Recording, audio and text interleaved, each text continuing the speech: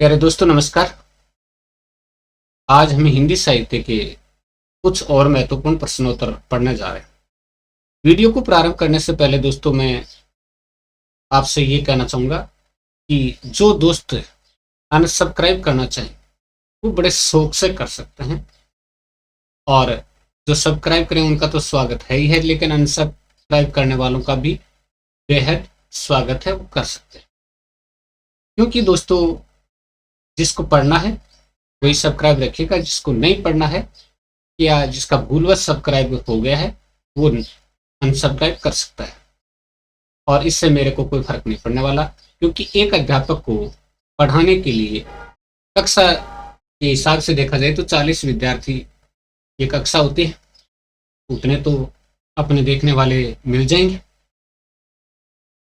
दोस्तों सब्सक्राइब और अनसब्सक्राइब का जो ये खेल है वो यूं ही चलता रहता है ऑनलाइन में, इससे कोई फर्क नहीं पड़ता है। बस फर्क ये पड़ता है कि आप में से तैयारी कितने लोग करते हैं, आपको इन प्रश्नों में से कितने लोगों के ये प्रश्न अच्छे लगते हैं, और कितने लोग ये महसूस करते हैं कि ये प्रश्न परीक्षा की दृष्टि से महत्वपूर्ण है या उपयोगी है। अगर वास्तव में उपयोगी हैं तो ये जो मैं परिश्रम कर रहा हूँ ये मेरा सार्थक है, और उपयोगी नहीं है तो मेरा परिश्रम व्यर्थ है। इसलिए सब्सक्राइब अनसब्सक्राइब के जाल में मैं नहीं पढ़ता हूँ। चाहे 2 सब्सक्राइबर हो, चाहे 5 सब्सक्राइबर हो, चाहे 2 व्यक्ति वीडियो देखते हों या 5 व्यक्ति वीडियो देखते हों, लेकिन जो देखते हैं वो निश्चित अपने टारगेट की तरफ बढ़ते हैं, ऐसी मुझे उम्मीद है, क्योंकि मैं लगातार मेहनत से प्रश्नोत्तर बनाता हूँ। चलिए दोस्तों बढ़ते हैं और पढ़ते हैं। राधा वल्लभ संप्रदाय के प्रवर्तक का नाम बताइए। स्वामी हित हरिवंश ने राधा वल्लभ संप्रदाय का प्रवर्तन किया था।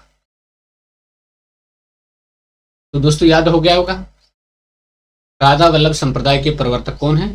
स्वामी हित हरिवंश। नेक्स्ट क्वेश्चन की तरफ बढ़ जाते हैं। स्वामी हित हरिवंश का जन्म कब हुआ? तो स्वामी हित हरिवंश का जन्म 1502 में हुआ था। स्वामी हित हरिवंश है, उनका जो जन्म है वो 1502 में हुआ था। चलिए नेक्स्ट क्वेश्चन देखते हैं। हित 84 जो रचना है, रचना के रचनाकार का नाम बताइए। स्वामी हित हरिवंश की ये रचना है हित 84। तो पहचान के लिए हित जब लग जाए तब आप समझ लेना कि स्वामी हित हरिवंश की रचना है हित 84। नेक्स्ट क्वेश्चन की तरफ बढ़ते हैं। डॉक्टर जॉर्ज ग्रियर्सन ने आदिकाल का क्या नाम दिया? डॉक्टर जॉर्ज ग्रियर्सन ने आदिकाल को चारण काल कहा था।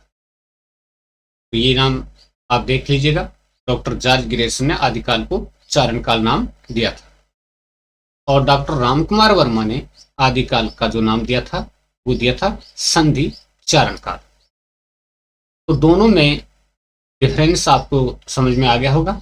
डॉक्टर जॉर्ज ग्रियर्सन ने सिर्फ चारण काल नाम दिया है, और डॉक्टर रामकुमार वर्मा ने संधि चारण काल नाम दिया है। चलिए नेक्स्ट क्वेश्चन की तरफ। मिस्र बंधु ने आदिकाल का क्या नाम दिया? मिस्र बंधु ने आदिकाल का क्या नाम दिया है? मिस्र बंधु ने आदिकाल का नाम दिया है, वो दिया है प्रारंभिक काल। अब यहां पर प्रारंभिक आरंभिक जो है वो इसका मतलब ये होता है कि शुरुआत का काल, जहां से प्रारंभ हुआ, जहां से आरंभ हुआ। ठीक है जी। राहुल सांकृत्यायन ने आदिकाल का क्या नाम दिया? राहुल सांकृत्यायन ने, और राहुल सांकृत्यायन ने दोस्तों नाम दिया था सिद्ध सामंत काल। राहुल सांकृत्यायन ने आदिकाल का नाम, आदिकाल है ये, अधिकाल नहीं आदिकाल। तो थोड़ा सा मिसप्रिंट है, सुधार दे सकते हैं, लेकिन थोड़ा सा टाइम लग जाएगा। लेकिन चलिए आपकी रिक्वेस्ट पर सुधार देते हैं और इसको कर देते हैं आदिकाल। चलिए जी, ये हो गया आपका आदिकाल। और यहाँ भी थोड़ा सा करेक्शन कर देते हैं, ये लीजिएगा जी। अब आपका आदिकाल ठीक है। राहुल सांकृत्यायन ने आदिकाल का क्या नाम दिया? तो सिद्ध सामंत काल नाम दिया था राहुल सांकृत्यायन। बहुत ही अच्छी जानकारी है ये आपके सामने। चलिए आगे बढ़ते हैं। आचार्य हजारी प्रसाद द्विवेदी ने आदिकाल का क्या नाम दिया? आदिकाल को आदिकाल नाम देने वाले कौन थे? आचार्य हजारी प्रसाद द्विवेदी थे, जिन्होंने आदिकाल को आदिकाल नाम दिया था। ठीक है जी, आचार्य हजारी प्रसाद द्विवेदी ने आदिकाल को आदिकाल नाम से संबोधित किया था। नेक्स्ट क्वेश्चन की तरफ बढ़ते हैं। आदिकाल को अपभ्रंश काव्य और देश भाषा काव्य में विभाजित किसने किया? बहुत ही अच्छा क्वेश्चन है, अच्छे से अच्छा कह सकते हैं। अपभ्रंश काव्य और देश भाषा काव्य में विभाजित किसने किया? आदिकाल को। आदिकाल का जो काव्य स्वरूप था उसको अपभ्रंश काव्य और देश भाषा काव्य में किसने विभाजित किया? उत्तर आपकी स्क्रीन पर है। आचार्य रामचंद्र शुक्ल ने आदिकाल को अपभ्रंश और देश भाषा काव्य के रूप में विभाजित किया था। नेक्स्ट क्वेश्चन है, आचार्य रामचंद्र शुक्ल ने देश भाषा काव्य को क्या कहा था?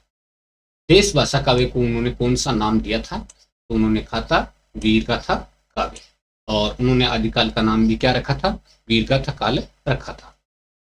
तो आप समझ गए, देश भाषा का जो काव्य था उसको उन्होंने वीरगाथा काव्य कहा था, और आदिकाल का नाम भी उन्होंने वीरगाथा काल रखा था।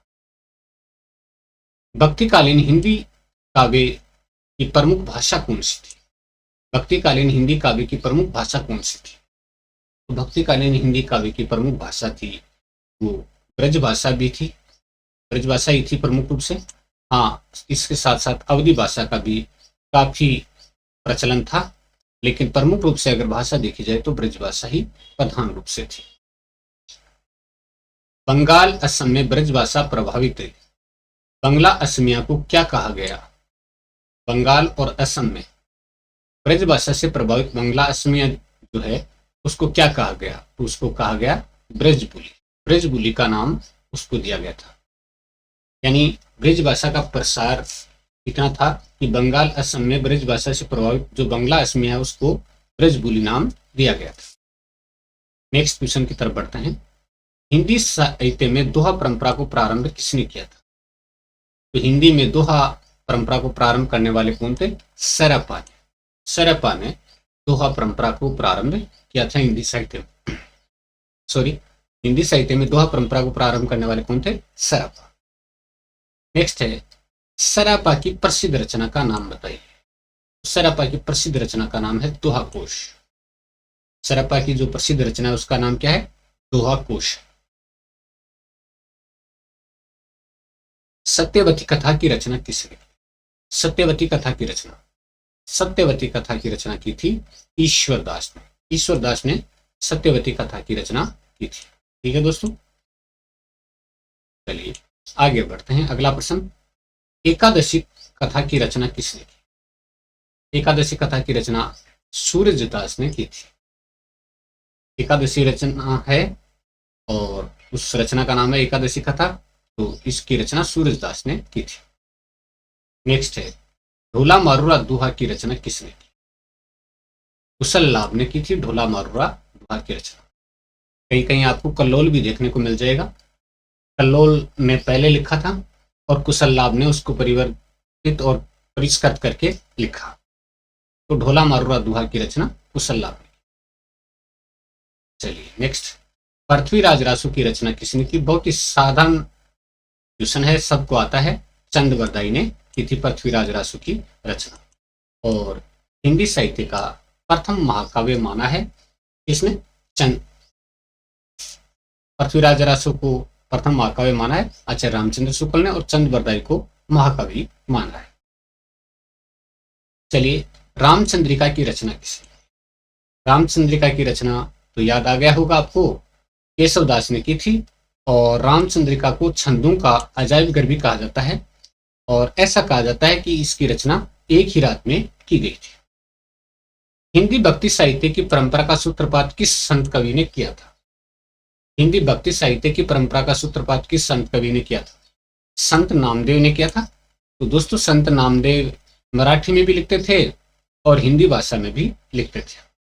तो हिंदी भक्ति साहित्य की परंपरा का सूत्रपात संत नामदेव ने किया था।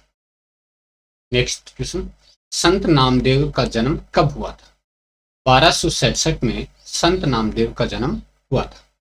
संत नामदेव का जन्म 1267। ठीक है जी। हिंदी साहित्य का स्वर्ण युग किस काल को कहा जाता है? तो हिंदी साहित्य का स्वर्ण युग है वो किस काल को कहा जाता है? पहली बात तो यह है कि हिंदी साहित्य का स्वर्ण युग कहा किसने? तो डॉक्टर जॉर्ज ग्रेगसन ने कहा था स्वर्ण युग। और कौन से काल को कहा?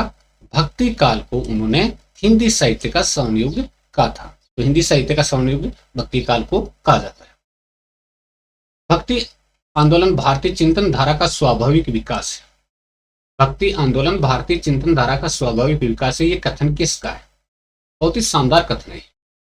भक्ति आंदोलन भारतीय चिंतन धारा का स्वाभाविक विकास है, ये कथन किसका है? तो ये कथन दोस्तों आचार्य हजारी प्रसाद द्विवेदी का कथन है। आचार्य हजारी प्रसाद द्विवेदी। आचार्य रामचंद्र शुक्ल के अनुसार भक्ति आंदोलन का सूत्रपात कहां से हुआ? आचार्य रामचंद्र शुक्ल के अनुसार भक्ति आंदोलन का सूत्रपात कहां से हुआ? दक्षिण भारत से हुआ था। भक्ति द्राविड़ उपचे लाए रामानंद, ये कबीरदास जी ने कहा था। तो आचार्य रामचंद्र शुक्ल के अनुसार भक्ति आंदोलन का सूत्रपात कहां से हुआ? दक्षिण भारत। चलिए, इस भक्त कवियत्री को दक्षिण की मीराबाई कहा जा सकता है? इस भक्त कवियत्री को दक्षिण की मीराबाई कहा जा सकता है? अंदाल को। और ये मीराबाई से कई शताब्दी पूर्व की थी, यानी अंदाल हैं वो मीराबाई से कई शताब्दी पूर्व हुई थी। अगला प्रश्न है, रामानुजाचार्य जी ने कौन से सिद्धांत का प्रतिपादन किया? रामानुजाचार्य जी ने कौन से सिद्धांत का प्रतिपादन किया था? विशिष्टाद्वैतवाद का सिद्धांत है, उसका प्रतिपादन किया था रामानुजाचार्य जी ने। तो रामानुजाचार्य जी हैं, उनके सिद्धांत का नाम क्या है? विशिष्टाद्वैतवाद। ठीक है दोस्तों, आगे बढ़ते हैं। रामानुजाचार्य कौन से शताब्दी में पैदा हुए थे? यानी कौन से शताब्दी में हुए थे रामानुजाचार्य जी? 11वीं शताब्दी के महान संत थे रामानुजाचार्य जी, 11वीं शताब्दी। ठीक है जी। अगला है, रामानुजाचार्य जी ने कौन से संप्रदाय का प्रवर्तन? अभी हम पढ़ रहे थे सिद्धांत, तो सिद्धांत था विशिष्टाद्वैतवाद और अब है संप्रदाय, तो यह है श्री संप्रदाय। रामानुजाचार्य जी ने श्री संप्रदाय का प्रवर्तन किया था। नेक्स्ट प्रश्न की तरफ बढ़ते हैं। रामानंद जी का जन्म कहां पर हुआ था? प्रयाग में हुआ था रामानंद जी का जन्म। तो रामानंद जी का जन्म कहां पर हुआ था? प्रयाग में हुआ था। नेक्स्ट क्वेश्चन, रामानंद जी के गुरु का क्या नाम था? रामानंद जी के गुरु का नाम राघवानंद जी था। रामानंद जी के गुरु कौन थे? राघवानंद। ठीक है जी। आगे प्रश्न है, आकाश धर्मगुरु किसको कहा जाता है? आकाश धर्मगुरु किसको कहा जाता है? तो ये कहा जाता है रामानंद। रामानंद जी को आकाश धर्मगुरु कहा जाता है। नेक्स्ट है, रामानंद के कितने शिष्य थे? तो रामानंद जी के कितने शिष्य थे? 12 शिष्य थे। रामानंद जी के कितने शिष्य थे? 12 शिष्य थे। नेक्स्ट क्वेश्चन, रामानंद के शिष्यों के नाम बताइए। तो रामानंद जी के शिष्य कौन कौन थे, उनके नाम देख लेते हैं। रैदास, कबीर, धन्ना, सेना, पीपा, भावानंद, नहरियानंद। तो रैदास, कबीर, धन्ना, सेना, पीपा, भावानंद, नहरियानंद। और आगे बढ़ते हैं, और सुखानंद, अनंतानंद, सुरसरानंद, पद्मावती और सुरसरी। सुखानंद, अनंतानंद, सुरसरानंद, पद्मावती और सुरसरी, ये रामानंद के 12 शिष्य थे। चलिए, हिंदी में प्रकाशित प्रथम ग्रंथावली कौन सी थी? हिंदी में प्रकाशित प्रथम ग्रंथावली, और इसका नाम था भारतेंदु ग्रंथावली थी, हिंदी में प्रकाशित प्रथम ग्रंथावली। नेक्स्ट क्वेश्चन है, हिंदी के लिए प्रथम साहित्य अकादमी पुरस्कार किसको मिला? हिंदी के लिए तो वो रचना है हिमतरंगिणी, और इसके रचनाकार माखनलाल चतुर्वेदी थे, और 1955 में ये पुरस्कार मिला था। हिंदी के लिए प्रथम साहित्य अकादमी पुरस्कार हिमतरंगिणी, माखनलाल चतुर्वेदी को 1955 में। नेक्स्ट क्वेश्चन की तरफ बढ़ते हैं। ज्ञानपीठ पुरस्कार से सम्मानित प्रथम हिंदी साहित्यकार। ज्ञानपीठ पुरस्कार से सम्मानित प्रथम हिंदी साहित्यकार कौन थे? पंत जी थे, सुमित्रानंद पंत। 1968 में ये पुरस्कार मिला, और रचना उनका नाम था चिदम्बरा। ठीक है जी। ज्ञानपीठ पुरस्कार से सम्मानित प्रथम हिंदी साहित्यकार पंत थे, 1968 में ये पुरस्कार मिला, और रचना थी चिदम्बरा। नेक्स्ट अपना है, ज्ञानपीठ पुरस्कार से सम्मानित प्रथम हिंदी महिला साहित्यकार। ज्ञानपीठ पुरस्कार से सम्मानित प्रथम हिंदी महिला साहित्यकार महादेवी वर्मा थी। यामा रचना के लिए इनको ये पुरस्कार दिया गया 1982 में, और यामा का प्रकाशन वर्ष 1940 था, और यामा एक चुनी हुई रचनाओं का संकलन है। ठीक है जी। प्रथम व्यास सम्मान भारत के भाषा परिवार और हिंदी। प्रथम व्यास सम्मान भारत के भाषा परिवार और हिंदी